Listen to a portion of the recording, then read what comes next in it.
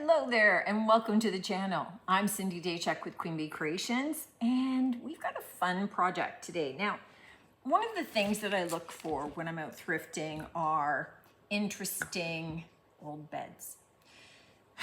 Often these are single beds and often they are old cribs because they can't necessarily sell them because the cribs are old, so the spacing is not legal spacing anymore, that sort of thing. But I snapped them up because of the spindles. So I happen to have gotten a really old, look at these, spindle bed. So the headboard had all of these wonderful pieces. I got them all cut down. I don't know what I'm gonna do with the curved ones, but I'll think of something because these curved like right around. I was most interested in all of the little pieces and I drew lines on them where I wanted them cut so that I got things of various sizes. So what I thought that I would do for today is I'm going to create a little 3-piece something. I am not going to agonize over the holes. I just have to think which way I want them. Okay, that side down. I'm not agonizing over the holes. I'm leaving the holes. But what I did come across thrifting was a big bag of stone chess pieces. Now, they're not all intact. So there's pieces that are fully intact. There are pieces that are missing a section, and that little piece is down on the bottom somewhere, right? But there's tons of usable pieces. And what I was thinking was that they all looked like cool little finials. So what I thought is if I merge these together, you know how I do, then I could just create like a cool little vignette, a little piece that could go on, you know, a credenza, buffet, you know, part like up on a bookshelf. I mean, something like that, rather than just candlesticks. So it could just be, you know, like an individual piece like this, right? They kind of look cute as they are now, but when we unify them, that's when they look really cute. So to start with, I'm going to glue them together. So I'm going to take some, which glue? Go in the glue drawer. I'm going to take some Gorilla Clear Grip glue and I'm going to glue them together. And then before we do anything else, I'm going to spray paint them black. So I'm just using Rust-Oleum Painter's Touch. This is just kind of in a matte black. You could hand paint them black in the paint of your choice. So again, don't sweat the small stuff. It's not magic. Which one? I know you want to know which one I'm using. I'm using what I got and what's easy to come by. So I can get this at the local hardware store, and it's just the base. And I'm doing that just because I'm more interested in the finishes that follow. But I want to start having my finishes unify these pieces. So I want to get them glued first. And when they're dry, I'll spray paint them, and then we'll come back when they're black because that's when our fun painting starts. Now that I've got these done in my black, and I didn't do them perfect because they don't need to be perfect at this stage. What I do have is some really old black with baking soda, and it's been mixed up for a while. And it's pretty chunky, but it's still moist. So I'm thinking, you know, in the spirit of why waste it? Oh, apparently it's thicker than a wooden spoon is. Like a small wooden spoon. Let's get a big honking wooden spoon. I'm just wondering if I kind of break it up. And forgive the noise coming from the guys next door. They're working hard today. I'm just going to add a little bit of top coat and see if I can mix that in and take it from a super thick brownie batter to maybe a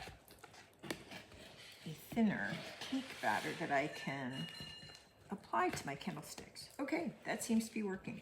So, you know, if this hasn't dried completely, it's still usable, but you could tell, rather than mixing up some, it just made sense to use what was already on the shelf that was due to shortly not be usable.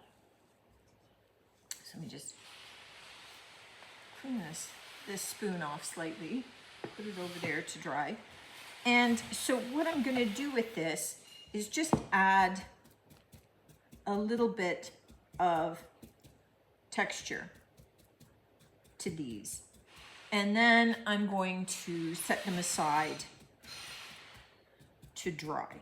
So because we have that black base on, I don't need to cover them fully. It does mean that anywhere that still has a little bit of yellow showing, I could make a special effort to cover that up so that that's taken care of. But we're gonna get a little bit of texture medium on there, let it dry, and then we can work on next coats.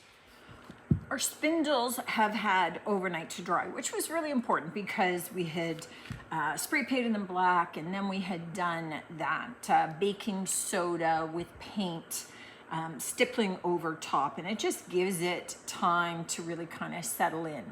Now, I had debated last night exactly what the finish was going to be. I was thinking, oh, maybe I could do a stone finish, maybe I could do, and then I changed my mind. I decided that, you know what, I think that I just want to white wax them. So I have white wax from DIY, got my little white brush. I just use a lot of chip brushes for my different colored waxes, and I label them so then I know that's a color wax. If you have one wax brush and it's a good one, use it for clear, and then just get others for some of the other specialty treatments, because you don't want to have dark wax on a brush and then think you're going to use it for clear later. You will never get it clean enough to do that. So what I want to do is kind of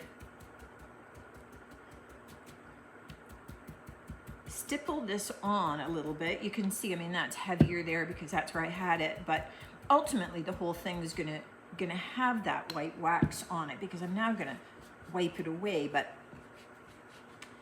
it just helps me get it so that it's not perfect, you know, so that we don't have the white wax exactly the same everywhere.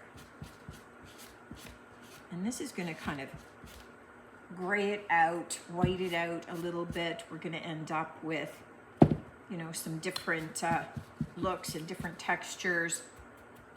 And then I'll reassess after that to determine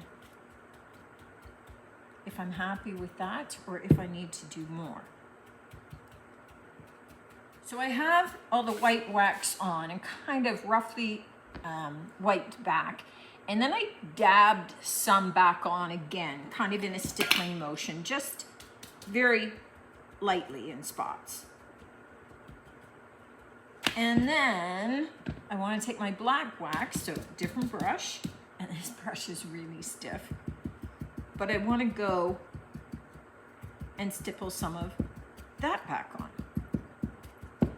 So I'm creating kind of this layered finish, and rather than creating that kind of stone look with layers of paint, which I've done for you before, you can go back and see some of those layered paint finishes. We're just doing some of it this time with our waxes. And as much as this is wet now, like paint, leaving it overnight will have it dry and harden, and it can be handled. The only thing that you're not doing with this finish, you're not buffing it and shining it up. You want it to have this rough, uneven, stippled kind of look to it. so that we've got these two that have that black wax aged finish and this one that doesn't. So you can see what this would look like just stippled over the black, then, you know, stippled or maybe dry brush some of the wax over, then with it kind of put on irregularly, sort of patchy, and then brushed away so we get this light gray mottled finish. And then if we add the black, so that's kind of the impact of doing that.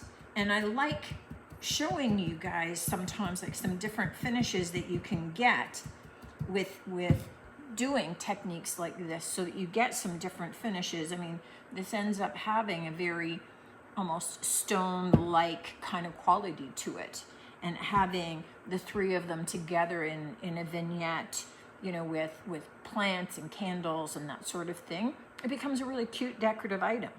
And all we used were old chess pieces and old bed spindles.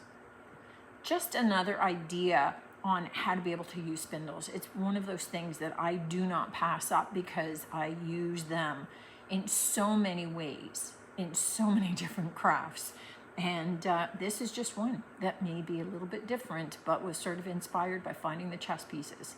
Sometimes you go with what you find, and thrifting can lead to some of the best ideas ever. Let me know what you think of this one, guys.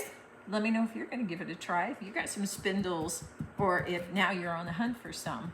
Certainly if you're on the hunt for some old chess pieces, it doesn't matter if they're broken, because they end up looking fabulous at the end.